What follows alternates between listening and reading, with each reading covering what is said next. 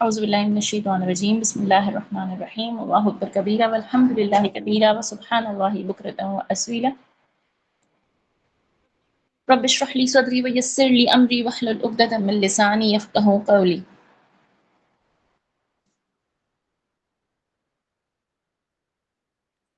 السلام علیکم ورحمۃ اللہ وبرکاتہ. اللہم صلی علی محمد وعلی آل محمد. الحمدللہ ونٹر لاج کا آغاز ہوتا ہے آج. ایسے جیسے کہ آپ کے ونٹر ویکیشن شروع ہو گئے ہیں، تو اس ونٹر کیمپ میں ایک گیدرنگ، چھوٹو سی گیدرنگ، آن لائن گیدرنگ، جن میں ہم سیکھیں گے، جس میں miracles آف دی پروفٹ صلی اللہ علیہ وآلہ وسلم، نبی پاک صلی اللہ علیہ وآلہ وسلم کے معجزات. ہم نے گرمیوں کی چھٹیوں میں، ہمارے سمر ویکیشنز میں، ہم نے نبی پاک صلی اللہ علیہ وآلہ وسلم کی سیرہ پڑھی تھی. ہم نے ان کی زندگی کے خاص خاص موقعوں کے بارے میں پڑھا تھا. اب ہم کچھ ڈیپ میں جاتے ہیں، اور ابھی ہمارے پاس کیونکہ وقت قلیل ہے، کم وقت ہے، 10 days ہیں صرف، تو ہم وہ میریکلز دیکھتے ہیں، وہ معجزات دیکھتے ہیں جو نبی آخر الزماں حضرت محمد مصطفیٰ صلی اللہ علیہ وآلہ وسلم کو عطا کیے گئے تھے. اس سے پہلے کہ ہم اپنے سیشن کی ابتدا کریں، ایک مرتبہ درود شریف پڑھ لیں، اور ابتدا کرنے سے پہلے ہم کچھ احادیث دیکھتے ہیں.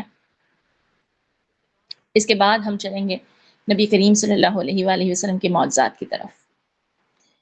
نبی کریم صلی اللہ علیہ وآلہ وسلم نے فرمایا، میرے 5 نام ہیں، میں محمد ہوں، احمد ہوں، اور ماہی ہوں، یعنی مٹانے والا، کہ اللہ تعالیٰ میرے ذریعے کفر کو مٹا دے گا. اور میں حاشر ہوں کہ تمام انسانوں کا قیامت کے دن میرے ہی ساتھ جمع ہونا ہوگا. اور میں عاقب ہوں، یعنی خاتم النبیین ہوں، میرے بعد کوئی نیا پیغمبر دنیا میں نہیں آئے گا. اگلی حدیث ہمیں بتاتی ہے کہ نبی کریم صلی اللہ علیہ وآلہ وسلم نے فرمایا، میرے اور مجھ سے پہلے کے تمام انبیاء کی مثال ایسی ہے جیسے ایک شخص نے ایک گھر بنایا اور اس میں ہر طرح کی زینت پیدا کی، لیکن ایک کونے میں ایک اینٹ کی جگہ چھٹ گئی. اب تمام لوگ آتے ہیں اور مکان کا چاروں طرف سے گھوم کر دیکھتے ہیں اور تعجب میں پڑ جاتے ہیں، لیکن یہ بھی کہتے جاتے ہیں کہ یہاں پر ایک اینٹ کیوں نہ رکھی گئی. تو میں ہی وہ اینٹ ہوں، اور میں خاتم النبیین ہوں، یعنی کہ نبی کریم صلی اللہ علیہ وآلہ وسلم آخری نبی تھے. نہ ان کے بعد کوئی نبی، کوئی پیغمبر آیا اور نہ آ سکتا ہے. پھر نبی کریم صلی اللہ علیہ وآلہ وسلم نے فرمایا کہ ہر نبی کو ایسے ایسے معجزات عطا کیے گئے ہیں کہ انہیں دیکھ کر لوگ ان پر ایمان لے آئے، مگر بعد کے زمانوں میں ان کا اثر باقی نہ رہا. اور مجھے جو معجزہ دیا گیا ہے وہ وہی قرآن ہے جو اللہ تعالیٰ نے مجھ پر نازل کی ہے، اور اس کا اثر قیامت تک باقی رہے گا. اسی لیے مجھے امید ہے قیامت کے دن میرے تابع دار لوگ دوسرے پیغمبروں کے تابع داروں سے زیادہ ہوں گے انشاءاللہ. اچھا جی، اب آپ کو معلوم ہے نبی کریم صلی اللہ علیہ وآلہ وسلم کے معجزات کے بارے میں. کون کون سے معجزات تھے، کیسے معجزات تھے، کتنے معجزات تھے، کچھ پتہ ہے؟ ایک دو کسی کے بارے میں پتہ ہو؟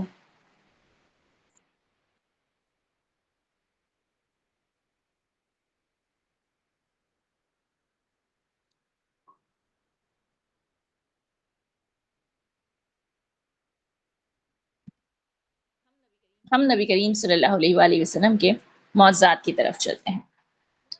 بہت سارے معجزات میں سے ہم کچھ معجزات پڑھیں گے، جیسے کہ میریکلز آف حضرت محمد مصطفیٰ صلی اللہ علیہ وآلہ وسلم قرآن کی روشنی میں. قرآن ہمیں کون کون سے معجزات کے بارے میں بتاتا ہے؟ معجزات نبوی صلی اللہ علیہ وآلہ وسلم قرآن کی روشنی میں کیا بتاتا ہے؟ قرآن ہمیں کس کس معجزے پہ روشنی ڈالتا ہے؟ قرآن کے الفاظ میں ہمیں کیا ملتا ہے؟ آئیں دیکھتے ہیں. قرآن بذات خود ایک معجزہ ہے. سورہ البقرہ آیت نمبر 23 قرآن کا چیلنج. اور اگر تمہیں اس قرآن پر شک ہے جو ہم نے اپنے بندے پہ نازل کیا تو اس کے جیسا ایک سورہ بنا لاؤ.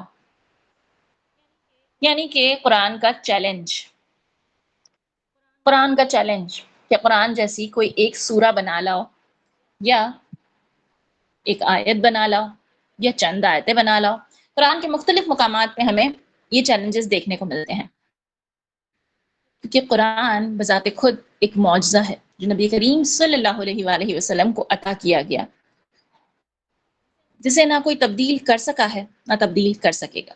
یہ تا قیامت ہمارے لیے، مسلمانوں کے لیے، انسانوں کے لیے راہ ہدایت ہے۔ یہ ایک نقشہ ہے جو ہمیں دیا گیا ہے، جس کے مطابق ہمیں ہماری زندگی گزارنی ہے اور اپنی منزل تک پہنچنا ہے۔ لیکن قرآن معجزہ کیسے ہے؟ ایسا کیا ہے قرآن میں کہ وہ معجزہ لگتا ہے؟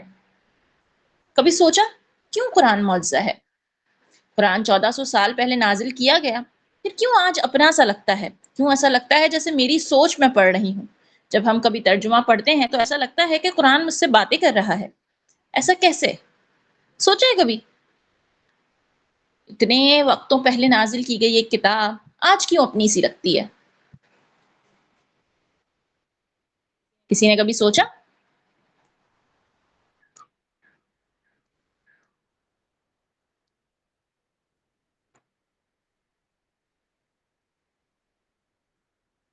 سوچئے گا اس بارے میں، کیوں قرآن اپنا سا لگتا ہے؟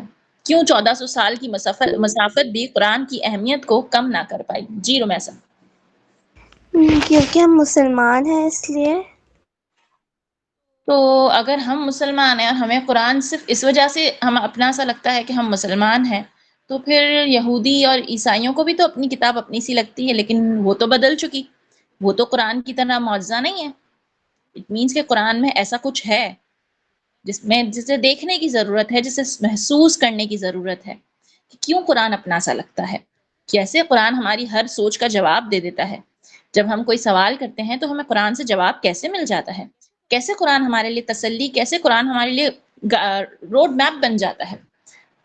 قرآن کے معجزے ہونے کی چند مثالیں ہم آج پڑھیں گے، پروبیبلی شاید کل تک جائیں، پھر ہم چلیں گے نبی کریم صلی اللہ علیہ وآلہ وسلم کے مزید معجزات کی طرف، لیکن پہلے قرآن کو پڑھتے ہیں کہ قرآن معجزہ کیسے ہے۔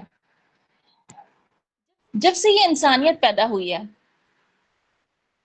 ہم اس نیچر کو سمجھنے کی کوشش کر رہے ہیں، ہم اپنی جگہ اس نیچر میں سمجھنے کی کوشش کر رہے ہیں، ہمیں کیوں بنایا گیا، ہماری زندگی کا مقصد کیا ہے، ہم مسلمان کیوں پیدا ہوئے، مسلمان دوسروں سے مختلف کیوں ہیں، لوگ مسلمانوں کے اتنے مخالف کیوں ہیں۔ بہت سارے سوالات ہیں جو دین کو ماننے والے محسوس کرتے ہیں یا سوچتے ہیں۔ بہت ساری کتابیں آئیں لیکن وہ تبدیل کر دی گئیں، آج ان کی حقیقی شکل جو ہے وہ موجود ہی نہیں ہے۔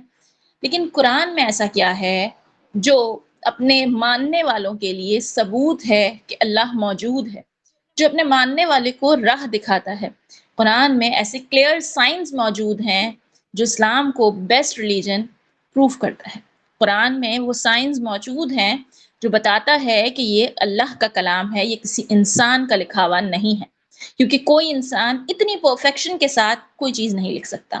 یہ کلام اللہ ہے، اللہ کی لکھی کتاب، اللہ کی طرف سے نازل کی گئی کتاب، اور بہت سارے کلیمز اس میں ایسے ہیں جو 1400 سال پہلے کر دیے گئے تھے، لیکن آج کی سائنس اور آج کا انسان اب انہیں دریافت کر رہا ہے۔ انہی کچھ شواہدات میں سے، کچھ ثبوت میں سے ہم یہاں پڑھیں گے، کچھ ثبوت، کچھ ایسی کیا کہیں گے پریڈکشنز جو قرآن نے 14,000 ایئرز پہلے کی تھی، لیکن آج سائنس ان کو ڈسکور کر رہا ہے۔ جیسے کہ قرآن جو ہے وہ بک آف سائنس نہیں ہے، وہ سائنس کی کتاب نہیں ہے، قرآن جو ہے وہ سائنس کی کتاب ہے، right? Not a book of science, but it is a book of science. It contains numerous scientific facts that have only recently been discovered through the use of powerful microscopes, telescopes and other modern scientific instruments. یعنی کہ جو science یا انسان آج مشینوں کی مدد سے راز پا رہا ہے یا ڈسکوریز کر رہا ہے، وہ 1400 سال پہلے بنا کسی مشین کے اس قرآن میں بتا دی گئی ہیں۔ اسی کچھ مثالیں ہم نے جب رمضان میں اپنے سیشنز کیے تھے، کنٹینیوس سیشنز کیے تھے، انشاءاللہ اس رمضان بھی کریں گے، تب ہم نے پڑھی تھی، جب قرآن سے ہم نے سائنٹیفک آیتیں پڑھی تھی۔ آج ہم پھر قرآن کو دیکھتے ہیں ایک اور نظر سے، ایک اور لینس سے۔ تو غور سے سنیں، سمجھیں اور پھر اس پہ سوچئے گا۔ سب سے پہلے قرآن اپنے پڑھنے والے کو کیسے انسپائر کرتا ہے؟ قرآن کا لنگوسٹک میریکل، قرآن میں استعمال ہونے والی زبان عربی زبان۔ السلام علیکم میم۔ وعلیکم السلام ورحمۃ اللہ وبرکاتہ۔ اتنا لیٹ ہو گئے معیز؟ یس میم، میں وہ ہو گیا تھا وہ تھوڑا سا لیٹ۔ چلیں کوئی بات نہیں، کل سے ٹائم رکھیے، ٹائم کا دھیان رکھیے گا، ٹھیک ہے؟ ہم پڑھ رہے ہیں معیز نبی کریم صلی اللہ علیہ وآلہ وسلم کے معجزات۔ اب ان معجزات میں سب سے ہم نے کچھ حدیثیں پڑھی، تو آپ ان کو ریکارڈنگ سے دیکھ لیجئے گا اسٹارٹنگ، اور پھر ہم اب پڑھ رہے ہیں نبی کریم صلی اللہ علیہ وآلہ وسلم کا پہلا معجزہ، یعنی کہ قرآن کریم۔ قرآن کیسے معجزہ ہے ہم یہ دیکھ رہے ہیں، قرآن میں اتنی پرفیکشن کیسے ہے، اور قرآن خود ہمیں بتاتا ہے کہ وہ کلام اللہ ہے۔ تو قرآن کا جو لنگوسٹک میریکل ہے، قرآن میں جو عربی زبان استعمال کی گئی ہے، وہ ایک قرآن کو پرفیکٹ بنا رہی ہے۔ قرآن میں بہت کم الفاظ میں بہت بڑی بڑی باتیں کہہ دی گئی ہیں۔ قرآن کے الفاظ میں بہت بڑے بڑے راز پوشیدہ ہیں۔ عربی زبان کی وسعت، قرآن کی وسعت، جب ہم اسے پڑھتے ہیں، چاہے ہم اس سورہ کو پڑھ چکے ہوں، لیکن ہم جب دوبارہ پڑھتے ہیں تو اس میں ہمیں دوبارہ کوئی لیسن ملتا ہے، ایک نیا زاویہ ملتا ہے، ایک نیا اینگل، ایک نیا لینس۔ کیسے؟ یہ قرآن تبدیل نہیں ہوتا، لیکن یہ قرآن اتنا واسٹ ہے، اتنا وسیع ہے کہ ہم جب بھی اسے پڑھتے ہیں تو ہمیں کچھ نیا سمجھ میں آتا ہے، کیونکہ جیسے جیسے ہم بڑے ہوتے جاتے ہیں تو ہمارا دیکھنے کا نظریہ بدلتا جاتا ہے، ہم میچیور ہوتے جاتے ہیں۔ اس کے بعد لنگوسٹک میریکل کے بعد قرآن کے سائنٹیفک میریکلز، جو ہم اس سیریز میں دیکھیں گے کہ قرآن میں ایسے کون سے سائنٹیفک میریکلز ہیں جو 1400 سال پہلے بتا دیے گئے، جنہیں آج بھی دریافت کرنے کے لیے، ڈسکور کرنے کے لیے ٹیلیسکوپس اور مائکروسکوپس کی ضرورت پڑتی ہے۔ پھر ہسٹوریکل میریکلز، جیسے کہ قصہ یوسف جو ہم پڑھ رہے ہیں، تو قرآن ہمیں ہسٹری کے بارے میں بتاتا ہے، word to word exact guidance دیتا ہے۔ پھر اسپرچل اور ٹرانسفارمیشن میریکلز، قرآن کی وہ تاثیر جو دلوں پہ اثر کرتی ہے، جیسے جب حضرت جعفر طیار نے، ہم نے جب سیرہ میں پڑھا تھا نا کہ حضرت جعفر طیار نے نجاشی کے دربار میں تلاوت کی تھی تو وہ رو پڑا تھا، جیسے کہ قرآن سننے کے بعد حضرت عمر رضی اللہ تعالیٰ نے اسلام قبول کر لیا تھا، جیسے کہ کچھ عربی کفار مکہ چھپ چھپ کے قرآن سنا کرتے تھے، جیسے کہ جنات کا قبول اسلام قرآن کی تلاوت سننے سے ہوا۔ تو قرآن میں وہ تاثیر ہے کہ جو دلوں پہ اثر کرتی ہے۔ آج بھی جب ہم کوئی اچھی تلاوت سن لیں، خوبصورت آواز میں سن لیں، اس کی ہمیں سمجھ آ رہی ہو، تو وہ ہماری آنکھوں میں آنسو لے آتی ہے۔ اور بے تحاشا مثالیں ہمیں اس دور سے ملتی ہیں جس دور میں قرآن کریم نازل کیا گیا۔ ہم نے سیرہ میں پڑھی، ان میں سے کچھ ڈسکس بھی کریں۔ سب سے زیادہ پرومیننٹ حضرت عمر کا قبول اسلام، نجاشی کا دربار میں جو ہوا تھا سورہ کی تلاوت۔ پھر آگے چلیں تو پروفیٹک نالج اور پروفیٹک پریڈکشنز، ایسی بہت سی پریڈکشنز کی ہیں قرآن میں جو اس وقت کی گئیں جب کچھ بھی نہیں تھا، اور جو آج پوری ہو رہی ہیں۔ ایک اور پریڈکشن تھی جب نبی پاک صلی اللہ علیہ وسلم نے کہا تھا کہ رومن امپائر ون کر جائے گا، اور وہ بعد میں پوری ہوئی تھی۔ ایسی بہت ساری پریڈکشنز ہیں۔ اس کا سب سے پہلا جو میریکل ہے وہ ہے اوریجن آف لائف، پانی تمام انسانوں کے لیے، تمام حیاتات کے لیے جو زندگی رکھتے ہیں، جو لیونگ تھنگز ہیں۔ لیونگ تھنگز تو سب سمجھ میں آتے ہیں نا سب کو، جو لیونگ تھنگز ہیں، پانی ان کے لیے بہت ضروری ہے۔ اچھا جی، کتنا ضروری ہے پانی؟ اگر آپ 2 دن پانی نہیں پیئیں گے تو کیا ہوگا، کوئی بتائے گا؟ میم وہ ہم لوگ بیمار پڑ جائیں گے میم۔ اور میم اتنا وہ بیماری اتنی لمبی چلتی ہے کہ سالوں کے بعد جا کے بندہ ٹھیک ہوتا ہے۔ مطلب پانی ضروری ہے، ایسا ہی نا، پانی کے بغیر نہیں رہ سکتے۔ میم جیسے میں بھی پانی نہ پینے کی وجہ سے ایک بار بیمار بھی ہو گیا تھا۔ صحیح بات ہے، یعنی کہ پانی جو ہے ہماری زندگی کا اوریجن ہے۔ صرف پانی پینا نہیں، یہ کائنات، آسمانوں کے درمیان پانی ہے، ہر جگہ پانی ہے، ہر چیز کی جو ابتدا ہے وہ پانی ہے۔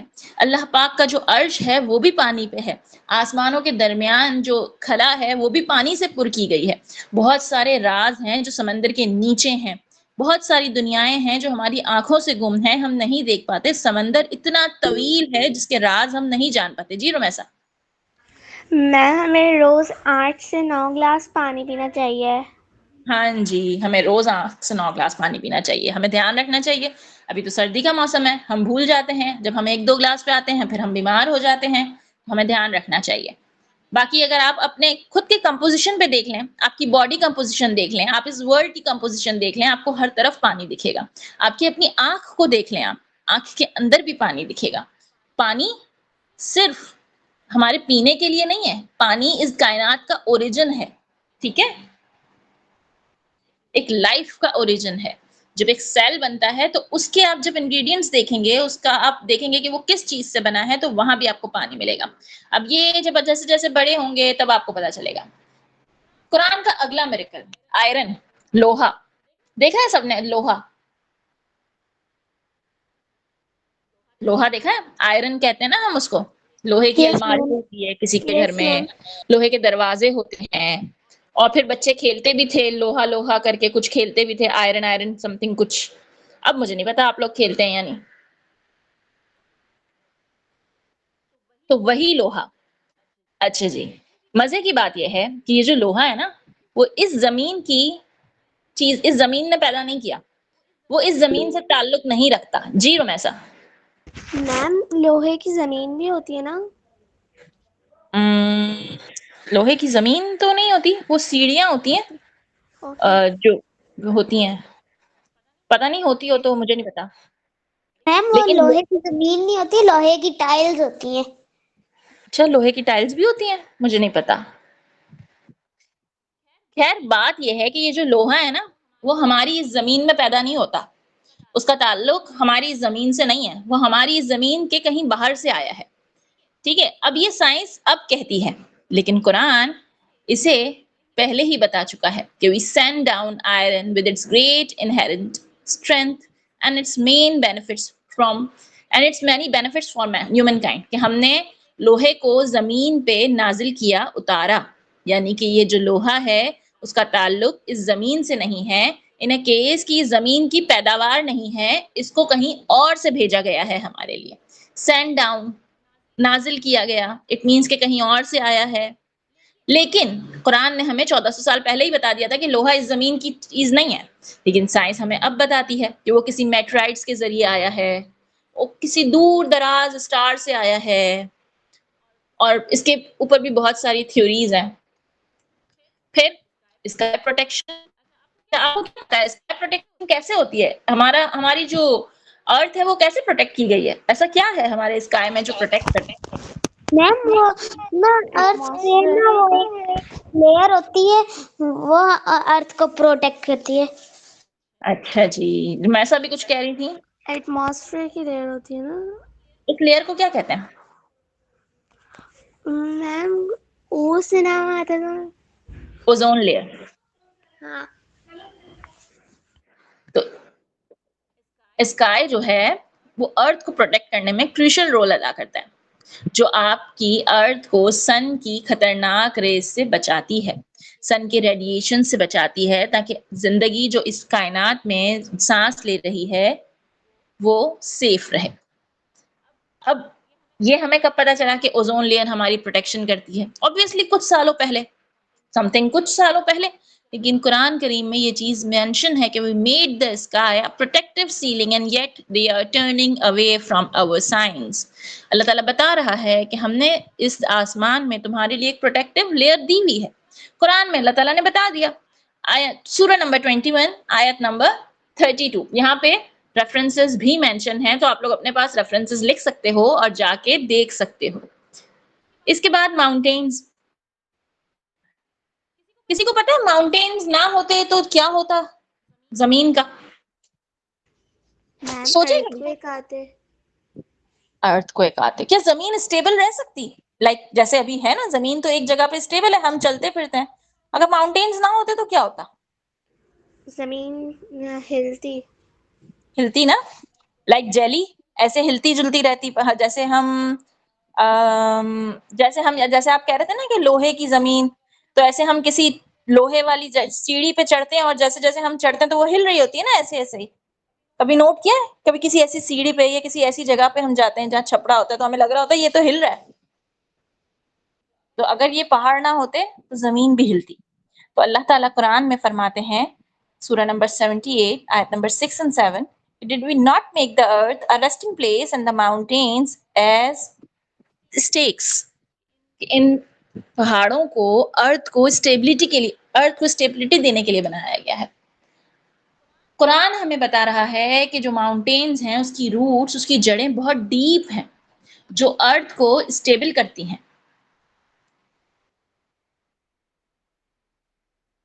اور ہمیں یہ بھی پتا ہے کہ جو ہمارے ماؤنٹینز ہیں وہ کنٹینیوسلی گرو کر رہے ہوتے ہیں.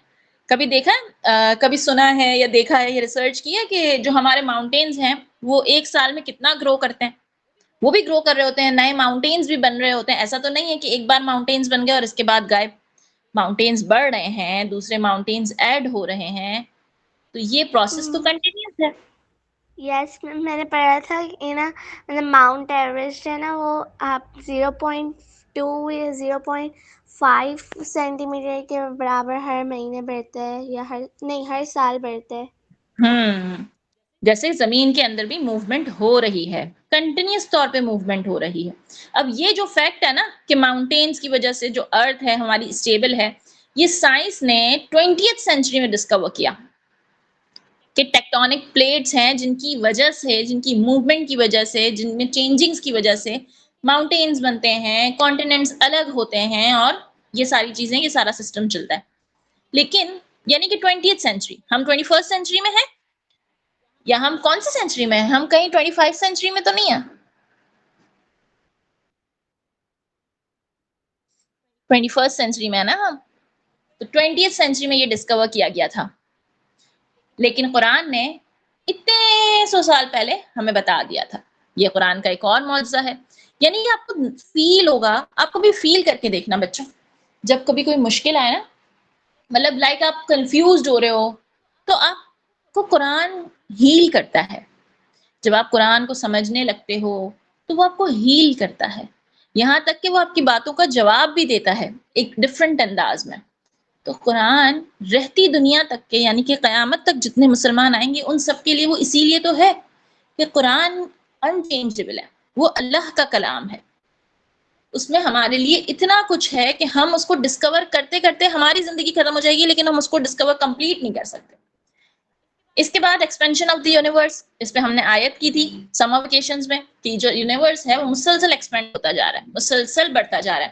آج سے اگر آپ 10-20 سال پیچھے جائیں تو اتنا کچھ نہیں پتا تھا کہ اتنی ساری گیلیکسیز ہیں، ہم کسی ایک ملکی وے کی کسی ایک گیلیکسی میں رہتے ہیں، اور پھر اتنی ساری گیلیکسیز ہیں، اتنا دور جا کے بھی کوئی ایک پلانٹ ہے وہ ہمارے جیسا دکھتا ہے، اور اتنے سارے سٹارز ہیں، سنز ہیں، مونز ہیں، بلیک ہول ہے. ان سب کا تو نہیں پتا تھا، لیکن اب پتا چل رہا ہے کیونکہ اللہ تعالیٰ اب ہم پہ چیزیں کھول رہے ہیں، یعنی کہ یونیورس ایکسپینڈ ہوتا جا رہا ہے، چیزیں ہم پہ کھلتی جا رہی ہیں. تو قرآن نے یہ بات ہمیں بتا دی ہے 1400 سال پہلے کہ یونیورس از ایکسپینڈنگ. یہ یونیورس جو ہے وہ بھی اسٹل نہیں ہے، یہ یونیورس بھی بڑھتا جا رہا ہے. اس کائنات کی کوئی بھی چیز اسٹل نہیں ہے. آپ درختوں کو دیکھ لو، آپ پہاڑوں کو دیکھ لو، آپ ہر چیز کو دیکھو، آپ کو ہر چیز نشونما پاتی ہوئی ملے گی. لیکن ہم بحیثیت مسلمان، کیا ہم گرو کر رہے؟ ہمیں بھی گرو کرنا ہے، ہمیں اپنا دین سیکھ کے گرو کرنا ہے. اگر تو ہم ایک جگہ پہ اسٹک ہیں تو پھر ہم نیچر کے خلاف کام کر رہے ہیں. ہم اسٹک نہیں رہ سکتے. We are not allowed to be stuck. اس کی بہترین مثال ہمارے سامنے، یہ جتنی قدرتی مناظر ہیں یہ سب گرو کر رہے ہیں. آپ سمندروں کو دیکھو. اب اگر آپ نے کسی نے دیکھا ہو کہ جو افریقن پلیٹ اور ایشین پلیٹ ہے، آئی گیس جو ریڈ سی والا پورشن ہے، افریقن پلیٹ ہی ہے. افریقن پلیٹ جو ہے وہ وہاں دیکھا ہوگا کہ وہاں موومنٹ چل رہی ہے. کہتے ہیں کہ اتنے 100 سال بعد یا سم تھنگ اتنے عرصے کے بعد افریقہ جو ہے وہ 2 میں ڈیوائڈ ہو جائے گا، کہتے ہیں نا.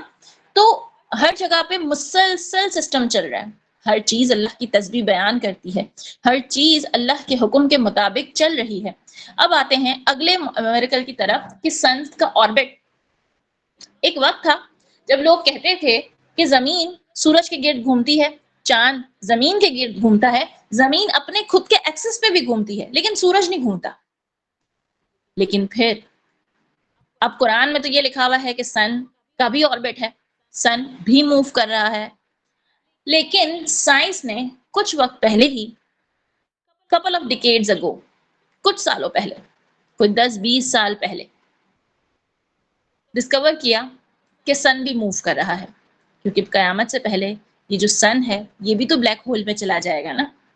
تو قرآن نے ہمیں یہ بات 1400 سال پہلے بتا دی تھی کہ سن اپنے آربٹ پہ موو کر رہا ہے. اٹ مینس کہ سن بھی موو کر رہا ہے، ارتھ بھی موو کر رہی ہے، مون بھی موو کر رہا ہے.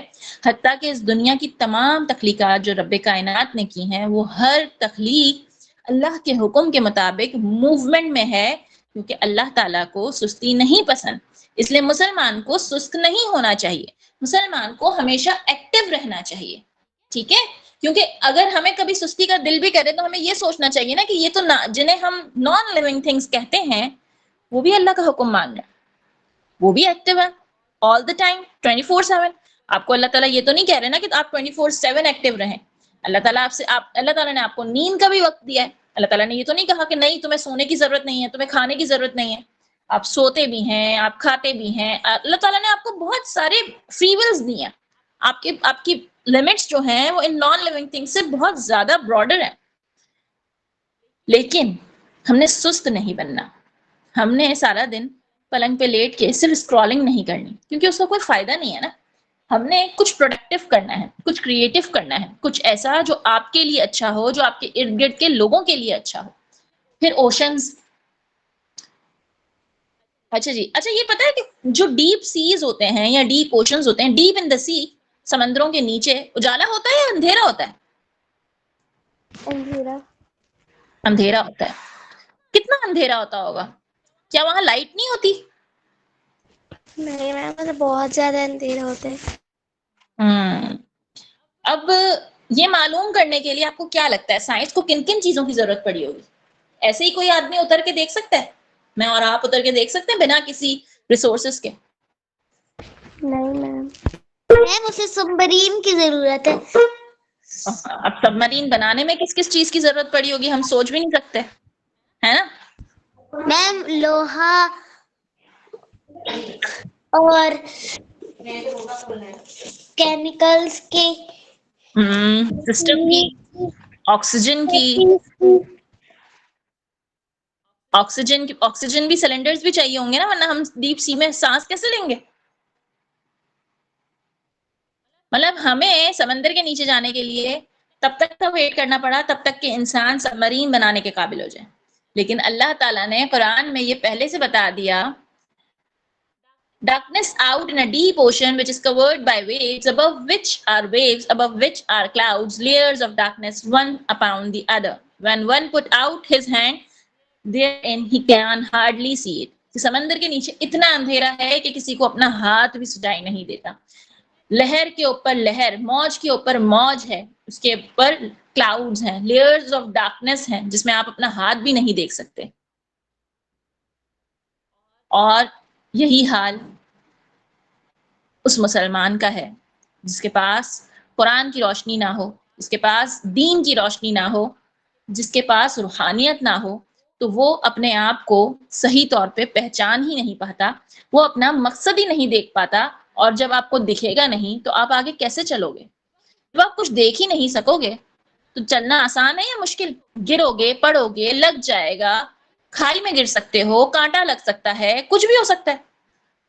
تو قرآن جو ہے روشنی ہے ہمارے لیے، ہمیں راستہ دکھانے کے لیے. واٹر سائیکل کے بارے میں بھی ہم نے سمر ویکیشنز میں پڑھا تھا. سمر ویکیشن پہ ہم نے پورا ایک سیشن کیا تھا اس پہ کہ قرآن ہمیں واٹر سائیکل کے بارے میں ڈیپلی بتا رہا ہے. قرآن کی ایک آیت ہمیں، قرآن کی آیتیں ہمیں واٹر سائیکل کا کمپلیٹ انفارمیشن دے رہی ہیں، کمپلیٹ پروسیس بتا رہی ہیں. لائک یہاں پہ آیتیں آپ کے اسکرین پہ شیئر ہو رہی ہیں، آپ ان آیتوں کو جا کے دیکھ سکتے ہو، ان آیتوں کو نوٹ کر سکتے ہو. آپ چاہو گے تو میں یہ پی ڈی ایف آپ کے ساتھ شیئر کر دوں گی، آپ اس پی ڈی ایف پہ کام کر سکتے ہو. ٹھیک ہے، قرآن ہمیں واٹر سائیکل کے بارے میں بتا رہا ہے کہ کس طریقے سے سمندر سے پانی بھاپ بن کے کلاؤڈز میں جاتا ہے، اور پھر کلاؤڈز کے ذریعے کلاؤڈز ڈفرینٹ ایریاز میں موو کرتے ہیں، بارش ہوتی ہے، پھر پلانٹیشن ہوتی ہے، ان پلانٹیشن سے کھانا اگتا ہے اور وہ کھانا ہم کھاتے ہیں، جانور کھاتے ہیں، اور مزید بہت ساری چیزیں اس بارش کے پانی کی وجہ سے وجود میں آتی ہیں. اور اگر یہی بارش کا پانی ایسے انڈیل دیا جائے کہ جیسے کسی نے کوئی مٹکا الٹا کر دیا ہے تو وہ تباہی ہے. Like cloud burst. آج کل تو کلاؤڈ برسٹ بہت ہو رہے ہیں، آپ لوگوں کے لیے ہر چیز دیکھنا آسان ہے. نہیں، سوات میں بھی ہوا تھا، وہ بادل پھٹا تھا یکدم اور سیلاب آ گیا تھا. اللہ تعالیٰ ایک میجرمنٹ کے مطابق جب بارش برساتا ہے نا تو وہ رحمت ہے، لیکن اگر نعوذ باللہ اگر اللہ تعالیٰ ایسے بارش برسایا کرے کہ کلاؤڈ برسٹ ہو جائے تو چیزیں تو تباہ و برباد ہو جائیں. ہر چیز بیلنس میں آپ کو فائدہ دیتی ہے. آپ کی اسکرولنگ، آپ کا اسکرین ٹائم اگر آؤٹ آف دی بیلنس جائے گا تو وہ آپ کو نقصان کرے گا. صحیح ہے. تو اللہ تعالیٰ نے قرآن میں یہ فرمایا ہے کہ ہم اندازے سے بارش دیتے ہیں. اللہ تعالیٰ اندازے کے مطابق بارش دیتے ہیں. چھوٹی چھوٹی کم بوندوں کی صورت میں جو بارش ہوتی ہے نا وہ آپ کو گرو کرنے میں مدد کرتی ہے. اگر اللہ تعالیٰ کلاؤڈ برسٹ کرتے ہیں تو وہ پھر تباہی آ جاتی ہے. کتنے شہر تباہ ہو گئے جب سوات میں ہوا تھا کلاؤڈ برسٹ. ابھی ابھی کی بات ہے، اسی سال کی بات ہے، 25 میں تو ہم نے بہت کچھ ایسا دیکھا. اچھا پھر ایک اور بات ہے، اچھا آپ کو درد ہوتا ہے تو آپ کو فیل ہوتا ہے یا نہیں ہوتا؟ بحیثیت انسان ہمیں درد فیل ہوتا ہے نا. یس میم. کہاں فیل ہوتا ہے؟ سر میں درد ہو رہا ہوتا ہے تو گھٹنوں میں تو فیل نہیں ہوتا. کہاں فیل ہوتا ہے درد؟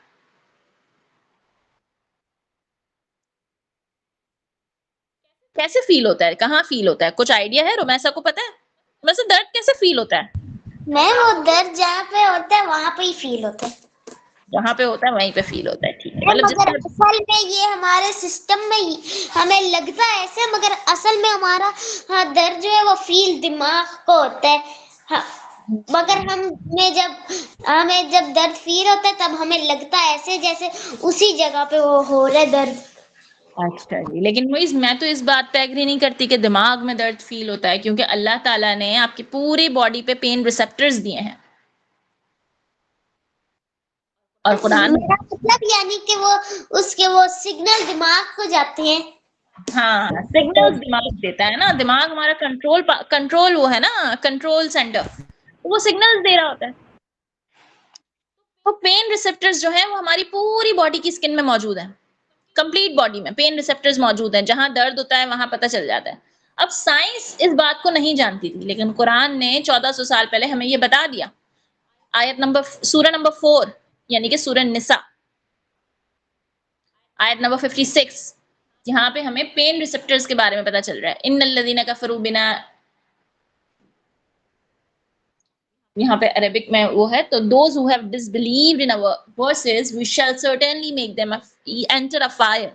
Whenever their skins are burnt out we shall give them other skins in their place. یہ ایک جہنم کا منظر بیان کیا گیا ہے جہاں پہ یہ بتایا گیا ہے کہ جو منکرین ہوں گے، اللہ تعالیٰ کے حکم کو نہ ماننے والے ہوں گے، جو unbelievers ہوں گے، ان کو جہنم کی آگ میں ڈالا جائے گا.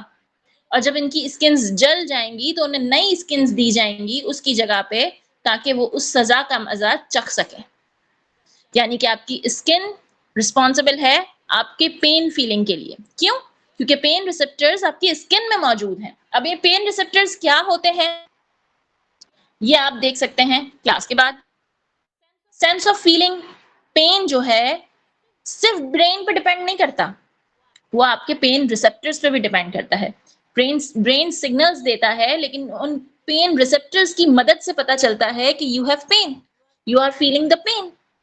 تو قرآن نے کلیئر انڈیکیشن دی ہے کہ پین ریسپٹرز موجود ہیں. فنگر پرنٹس، کیا موئز کی اور میرے فنگر پرنٹس ایک جیسے ہو سکتے ہیں؟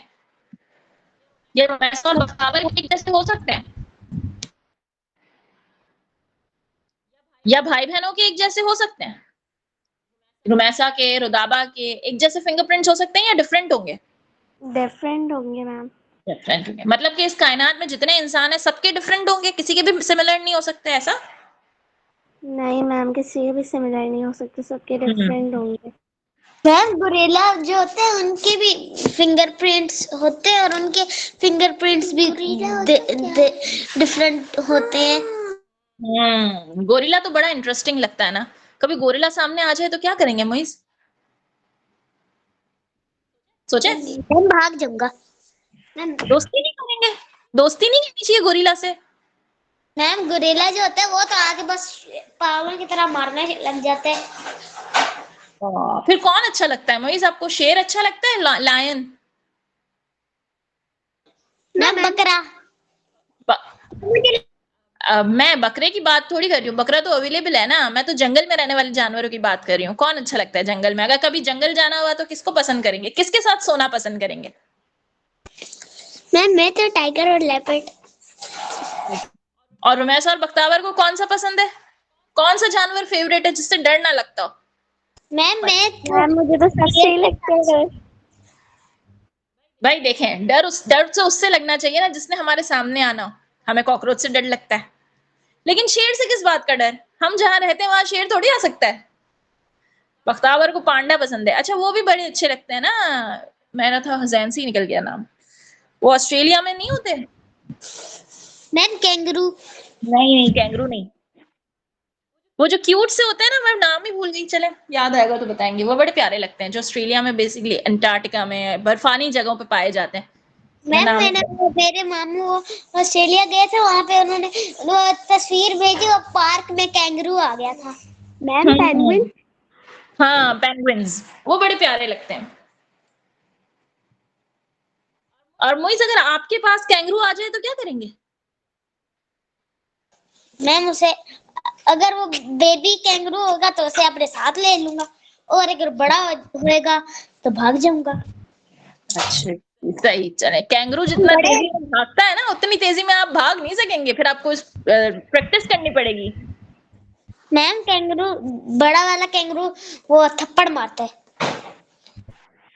چلیں صحیح ہے، ہم جانوروں کو ابھی جنگل میں رہنے دیتے ہیں، انہیں جنگل میں آرام کرنے دیتے ہیں. ہم آتے ہیں دوبارہ اپنے میریکلز کی طرف، ٹھیک ہے؟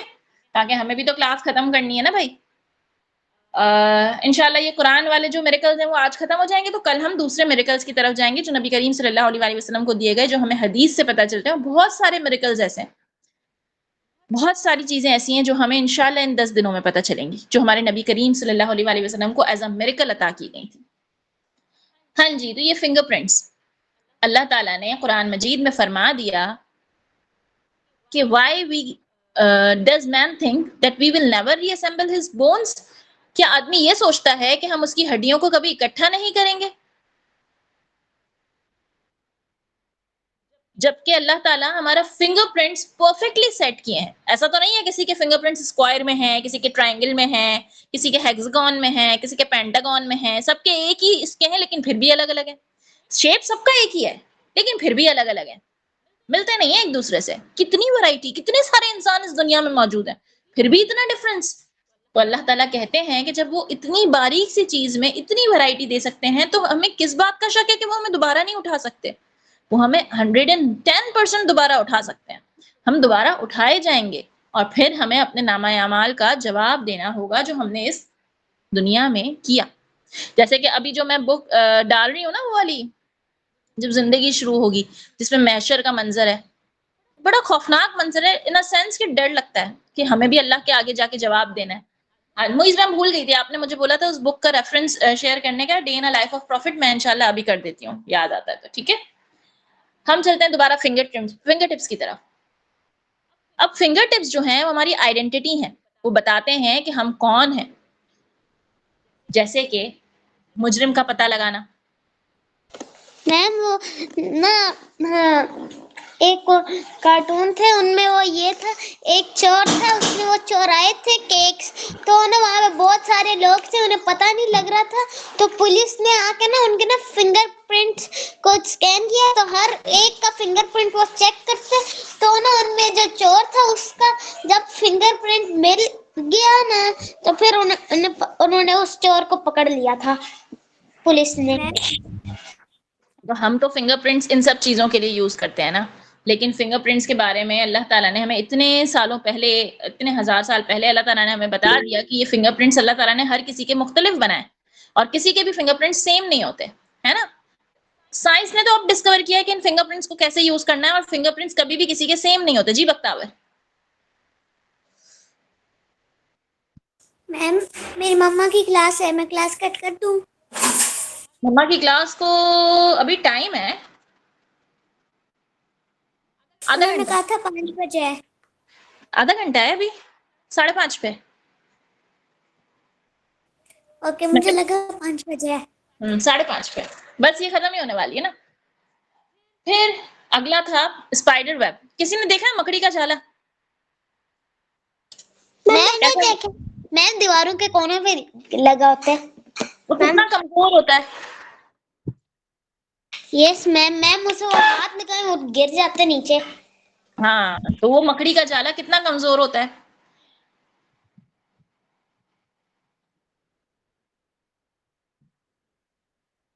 تو اس مکڑی کے جالے کے بارے میں اللہ تعالیٰ نے ڈیٹیل میں قرآن میں بتایا. اسپائڈر ویب کی فزیکل ڈسکرپشن دی. فزیکل ڈسکرپشن سے ہٹ کے اللہ تعالیٰ نے اس کی ڈیلیکیسی، اس کی کمزوری کے بارے میں بتایا کہ مکڑی کا جالا کتنا کمزور ہوتا ہے. وہ مکڑی جب اس کے بچے پیدا ہو جاتے ہیں تو وہ اپنے ہسبینڈ کو مار دیتی ہے. فیمیل اسپائڈر میل اسپائڈر کو قتل کر دیتی ہے. پھر جب بچے بڑے ہو جاتے ہیں تو وہ اپنی ماما کو قتل کر دیتے ہیں. یعنی کہ وہ گھر صرف دیکھنے میں کمزور نہیں ہے، وہ گھر انٹرنلی بہت کمزور ہے. اب یہ بات کہ ایک فیمیل اسپائڈر اللہ تعالیٰ نے فزیکلی اس کا ہمیں سانچا نہیں بتایا کہ مکڑی کا اسپائڈر جو ہے وہ ایسا ہوتا ہے ویسا ہوتا ہے. قرآن میں یہ نہیں بتایا. اللہ تعالیٰ نے ایک ڈیپ نالج دی جس کے لیے شاید ہم میں سے تو کوئی بھی نہیں دیکھ سکتا رہی یہ مکڑی اوپر جالا بنا رہی ہے، یہ فیمیل ہے یا میل ہے، یہ بچے ہیں، ہمیں تو نہیں پتا چلتا. ہمیں تو وہ مکڑی دکھتی ہے جسے ہمیں مارنا ہوتا ہے، اس کا جالا ہمیں توڑنا ہوتا ہے. ایسا ہی ہے نا؟ یا آپ بیٹھ کے تصور پہلے دیکھتے ہیں یہ مکڑی فیمیل ہے یا میل ہے. اس کے لیے تو لیب ٹیسٹنگ کی ضرورت ہوتی ہے، لیب کی ضرورت ہوتی ہے، سائنٹسٹ کی ضرورت ہوتی ہے. لیکن اللہ تعالیٰ نے قرآن میں بتا دیا کہ مکڑی کا گھر اس لیے کمزور ہے. اللہ تعالیٰ نے اس کی ایک ڈیپ سائڈ ہمیں بتائی، کیونکہ جو فیمیل اسپائڈر ہے وہ میل اسپائڈر کو مارتی ہے اور پھر اس کے جو بچے بڑے ہو جاتے ہیں تو وہ اپنی اماں کو مار دیتے ہیں. اس طریقے سے وہ گھرانہ مطلب ہر کوئی دوسرے کو وہ کر رہا ہے تو وہ گھرانہ کمزور ہوتا ہے. اس کو کوئی بھی اڑا سکتا ہے کیونکہ وہ ایک دوسرے کے دشمن ہے. وہ ایک دوسرے کے ساتھ نہیں کھڑے، وہ ایک دوسرے کے دشمن ہے، اس لیے انہیں ختم کرنا آسان ہوتا ہے. اب اللہ تعالیٰ نے اس پروسیس کے بارے میں قرآن پاک پہ اتنے سالوں پہلے ہمیں بتا دیا. نبی کریم صلی اللہ علیہ وسلم پہ جب قرآن نازل کیا گیا تب اللہ تعالیٰ نے ہمیں بتا دیا کہ بھائی یہ تو ایسا ہے نا. پھر رینبو ماؤنٹینز جن کے بارے میں ہم نے حال ہی میں پڑھا تھا، رینبو ماؤنٹینز کے بارے میں، ان کے بارے میں بھی قرآن میں ہمیں ملتا ہے. حالانکہ رینبو ماؤنٹینز ابھی ڈسکور ہوئے کچھ ٹائم پہلے، لیکن قرآن ہمیں اتنے سو سال پہلے رینبو ماؤنٹینز کے بارے میں بتا دیتا ہے. قرآن ہمیں 1400 سال پہلے بتاتا ہے کہ جب ہم اونچائی پہ چڑھتے ہیں تو ہمارا جو آکسیجن لیول ہے وہ ڈکریز ہوتا جاتا ہے، ہمیں سانس لینے میں مشکل ہو جاتی ہے. لیکن سائنس سے تو ابھی ہمیں پتہ چلتا ہے کہ ہمارا جو بریسٹ ہے وہ ٹائٹ ہو جاتے ہیں، جکڑن سی آ جاتی ہے، سانس لینا دشوار ہو جاتا ہے. جتنی اونچائی پہ جاؤ گے اتنی زیادہ مشکل آئے گی. جن کو یہ ایشوز ہوتے ہیں ان کے لیے تو پہاڑوں پہ جانا بھی بڑا مشکل ہو جاتا ہے. یہ بات بھی ہمیں قرآن اتنے سو سال پہلے بتا چکا ہے. کنکلوژن یہ ہے کہ قرآن جو ہے وہ سائنٹیفک بک نہیں ہے، قرآن سائنس کی بک ہے. قرآن ہمیں ڈائریکٹلی چیزیں نہیں بتا رہا. قرآن ہمیں یہ نہیں بتا رہا کہ واٹر سائیکل میں پانی بھی آئے گا، یہ بھی آئے گا. قرآن ہمیں نہیں بتا رہا کہ ہر چیز ڈائریکٹ نہیں بتا رہا، لیکن کوڈڈ لینگویج میں بتایا جا رہا ہے. اب اس کوڈڈ لینگویج کو ڈیکوڈ کرنے کے لیے ہمیں اپنے جو حواس ہیں، جو ہمارے مائنڈ ہے، اس کو شارپ کرنا ہے. اور وہ کیسے ہوگا؟ جب ہم قرآن میں خود کو انویسٹ کر دیں گے، قرآن کے ساتھ خود کو جوڑ دیں گے، تب ہی ہم قرآن کے کوڈز کو ڈیکوڈ کر سکیں گے. ٹھیک ہے؟ تو یہ ہے قرآن کوڈ لینگویج. یہاں دیکھا ہم نے قرآن کو کہ قرآن کیسے ایک میریکل ہے. اب ہم اپنا اگلا میریکل آف پروفٹ نبی کریم صلی اللہ علیہ وسلم کا اگلا معجزہ کل دیکھیں گے. آج اتنا ہی. آج اس سیشن کو کلوز کرتے ہیں. سبحانک اللہم و بحمدک، لا الہ الا انت، نستغفرک.